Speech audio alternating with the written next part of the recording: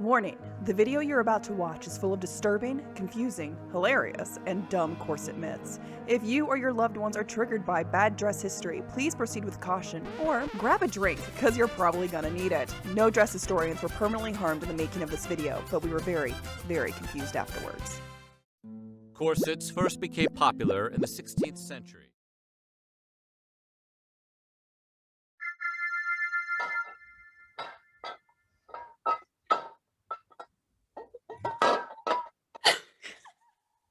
Hello, everyone, to this summoning. I am your host, Abby.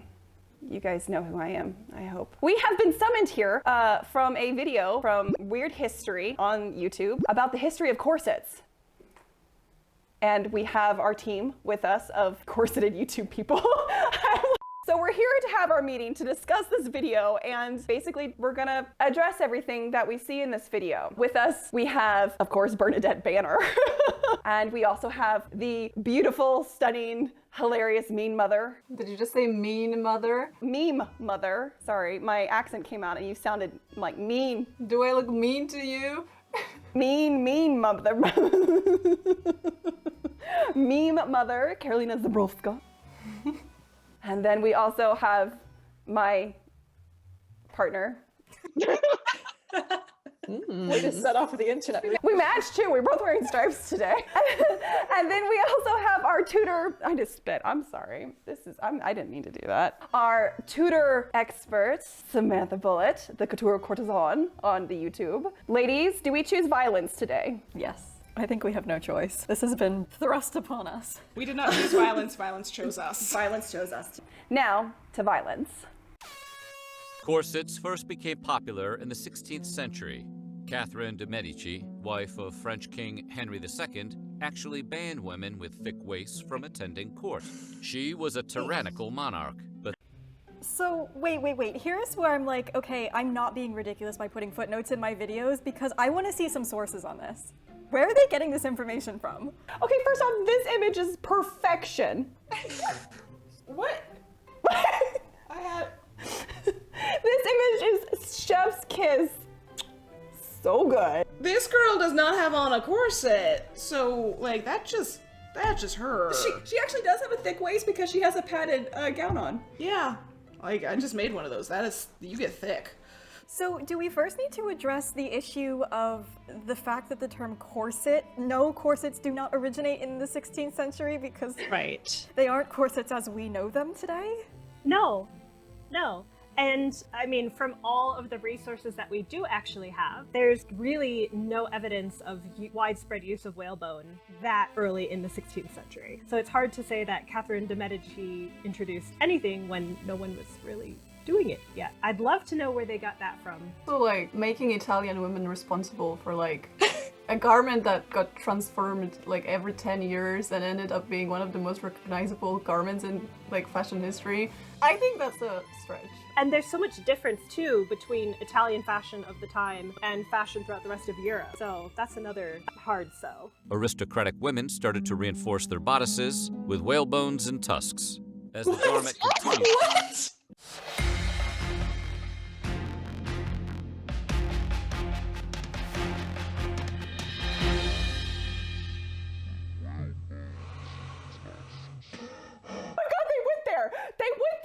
They actually went there. Tusks. Tusks? What?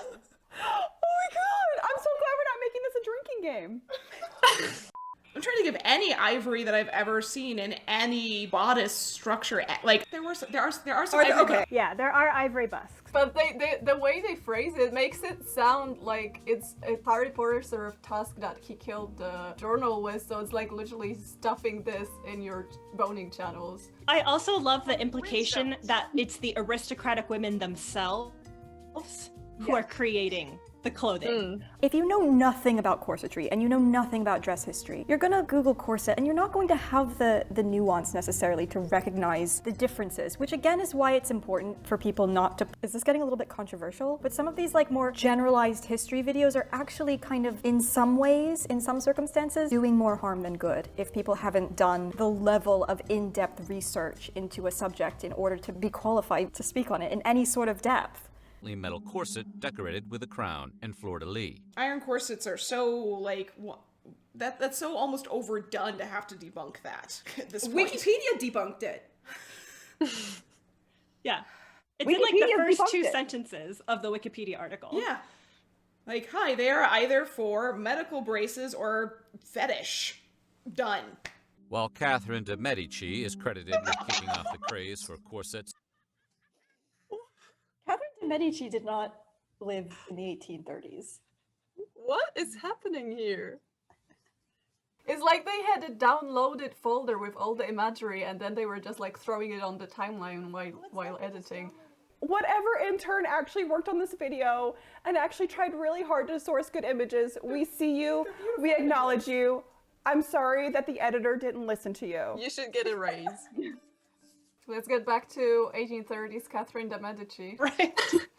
She slayed this era. I'd love to see her in other eras. with an extremely small waist that looked to be cinched by a belt. Ancient Greeks also wrote about women's underwear. Okay. I might be the only one that's done some research in this stuff. Probably. So, essentially, these are representing goddesses. They are not necessarily representing actual people, they're artistic representation of goddesses. Like, you gotta take it with a grain of salt that it's anything other than just artistic representation. Like, no different than looking at the Egyptian gods and being like, yeah, no, people had dogs on their heads. Didn't they? Like, there's not... Have you seen The Mummy? It's true. Anubis gave the Scorpion King command of his army.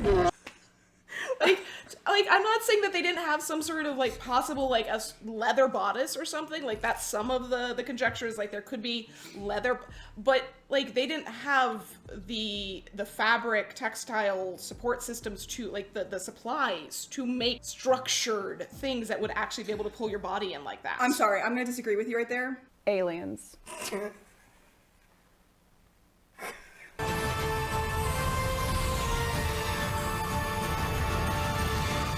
I love how they had to censor the thousands years old titties on some, like, obscure goddess sculptures. Corsets in the beginning of the 16th century created an exceedingly recognizable form. I'm so sorry.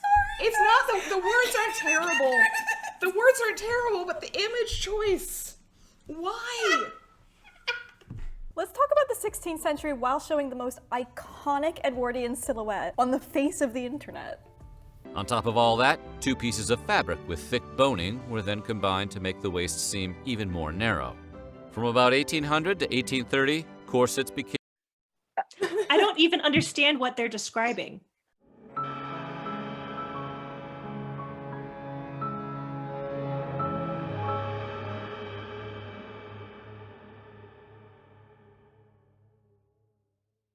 To make ladies appear even more shapely, Victorian fashion called for tops with large shoulders and hoop skirts covering multiple layers of crinoline.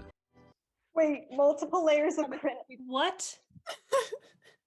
It is called a I mean, okay. I've just been bombarded with shit. So their point about having large shoulders and large skirts to make their waist look smaller, yes, that's true, but that was done for the illusion. It was done so that you didn't have to tight lace your corset down so much. In fact, C.J. Dickinson, professor emeritus at Wolfson Institute of Preventive Medicine, says that extremely tight clothing may result in endometriosis. My master's thesis was on high heels, but it was specifically on the medical and moral implications that they put on high heels and why, like, they thought they were deadly like corsets were. And I should specify, like, tight lacing corsets were. You never saw it for just corsets. But their belief, and there's a whole medical conference where a whole bunch of learned men talk about this, their belief was that the uterus was suspended inside of the body by tiny little strings, and that it needed to move around enough but not too much. And if you tilted your body the wrong way, your uterus would just fall out. And if you constricted it too much, your uterus couldn't move around and get air and movement. And if you completely unrestricted, it moved around too much and like banged around in there. So what they were actually concerned about was, very often, it was essentially blaming a problem that doctors had where they would force births and cause problems with during birth that would cause a prolapsed uterus. And rather than saying, hey, maybe shoving stuff up this woman while she's giving birth might have damaged something, they said it's because you're wearing a tight corset or high heels, you have damaged your uterus by tilting your pelvis slightly. Over the 19th century and into the early 20th century, they have different reasons why the uterus is problematic. They gradually come to realize it's not suspended by strings and all of that stuff, but they have all these concepts of how uteruses, or uteri, I don't know which, work within the human body, and they never really figure it out. And so anytime they claim something harms the uterus, it's just made up stuff. They don't know, and it's just basically saying women are, I'm just gonna like TLDR this real fast, that women are worthless if their uterus is worthless, and like, don't risk it.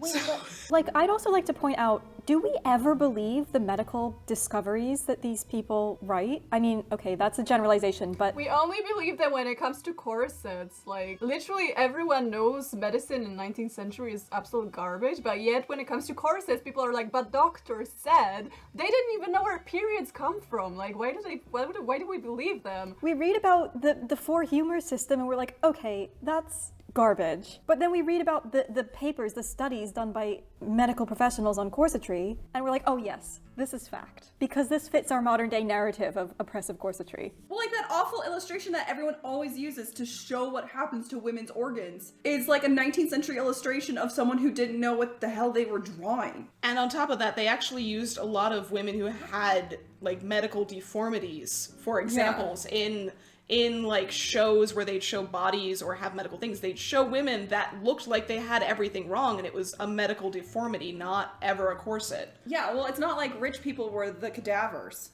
Oh no, Like, we go to hold the class issue, poverty issue, it was usually the very poor that had malnutrition issues and other issues where they had been put to work at age like 4 doing hard labor. Yeah, their body's not gonna be good.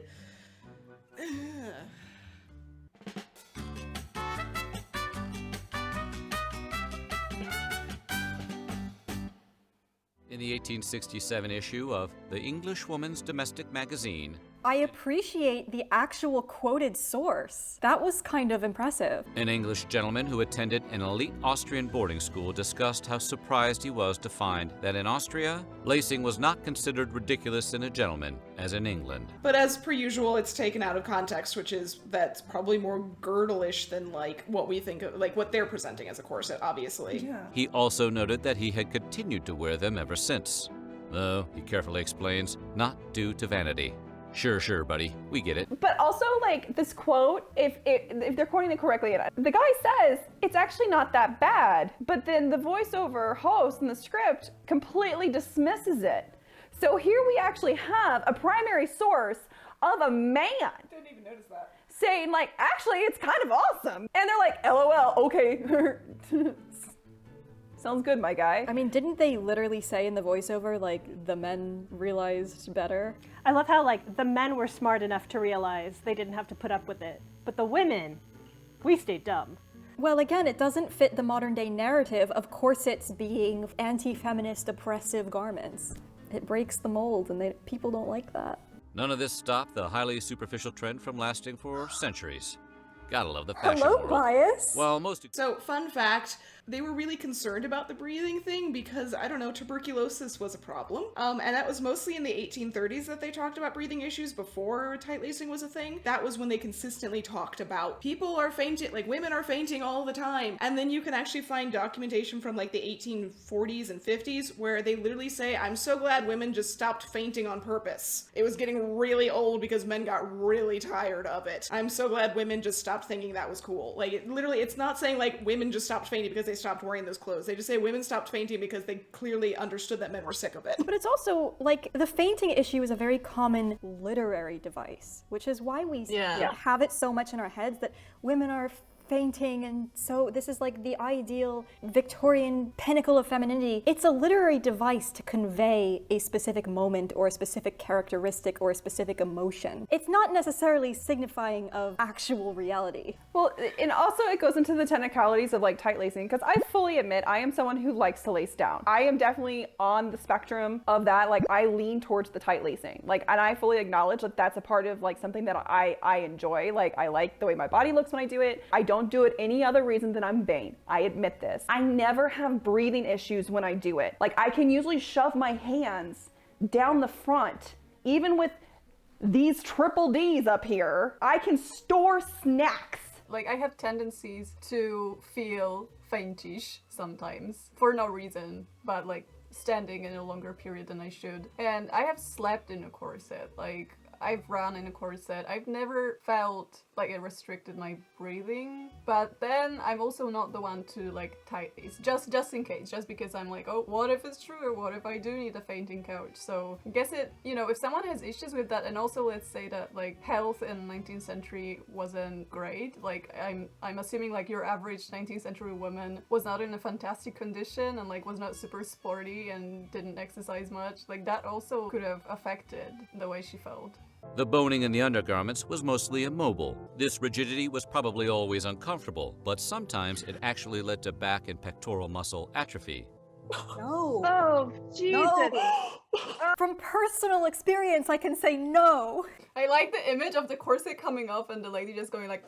I think that you, me, and Samantha can all attest that when you go from wearing modern clothes to wearing 18th century stays all day, every day, after that first week, you are, it is muscular. It's the fatigue of when you exercise muscles that you've never exercised before. And it is your chest muscles and it is your back shoulder muscles. It is the opposite. Like, you actually develop this area. I had that with stay straps. I was like, why do my shoulders hurt every time I wear stays? And I was like, that's because I'm a hunchback of Notre Dame and that's how I walk around. Like, it's just forcing me into the right posture. That's why it hurts, obviously. They're also ignoring they're still, it seems, under the impression that corsets are made from whale skeletons and not keratin, which is actually flexible. You know, press on your fingernail.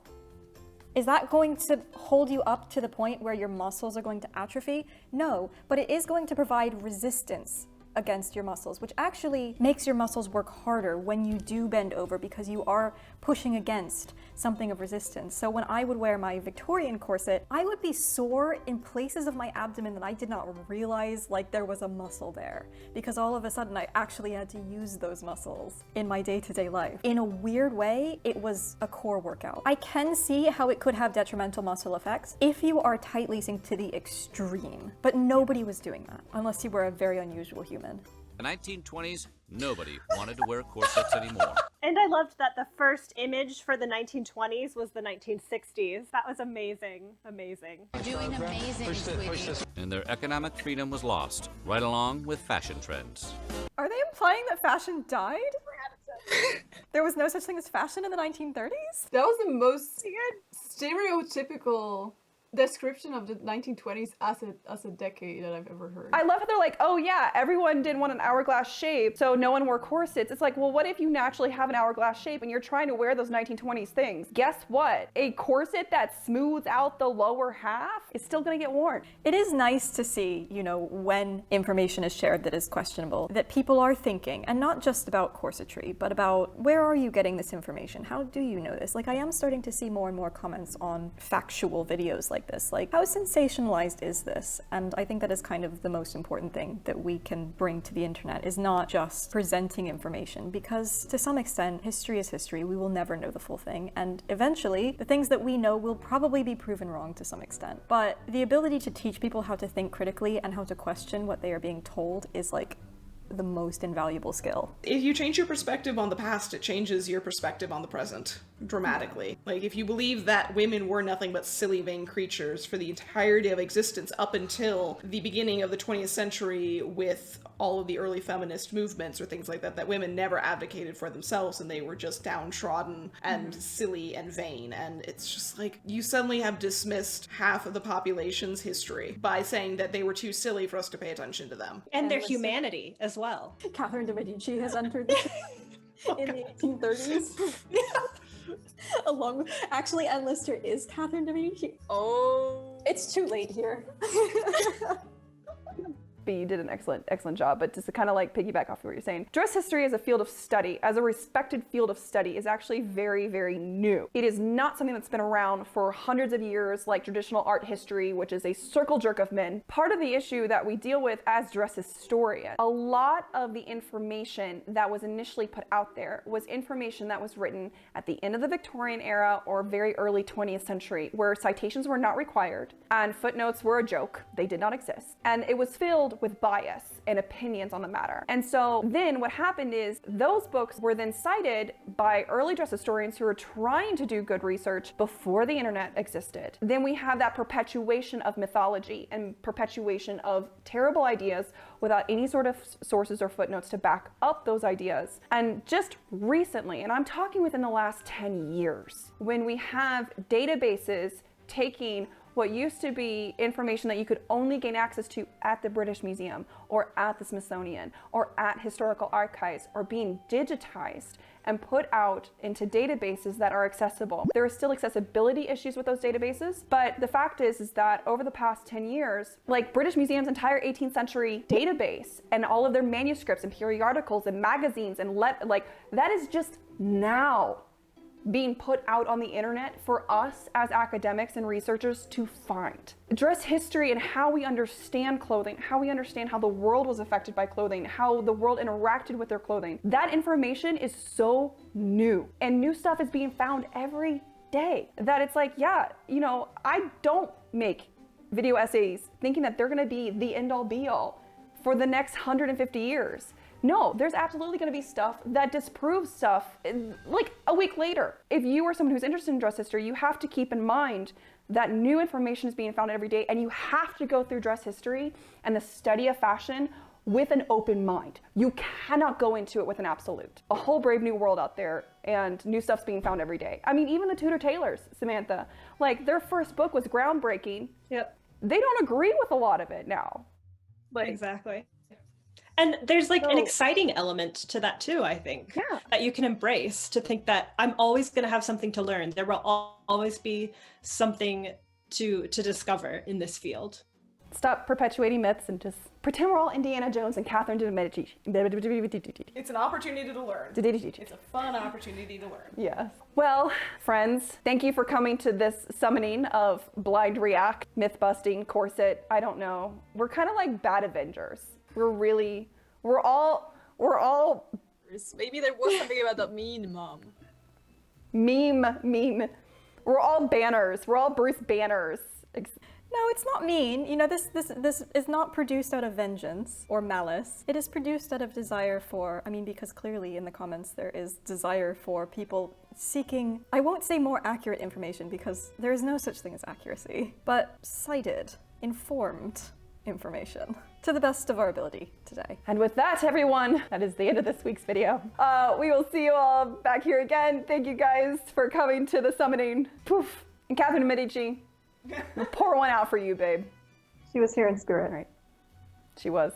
As was St. Lester. All right. Bye. Bye. Wait, how do I pop in? Oh no, my boobs just jiggled. Yeah. 1830s Catherine de Medici. She's into history. She slayed this era. I'd love to see her in other eras.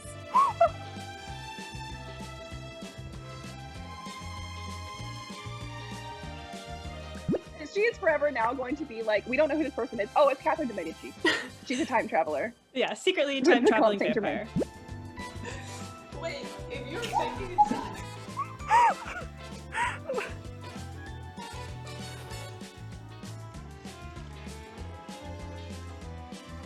yeah. I With would Count watch Saint-Germain that as show. well.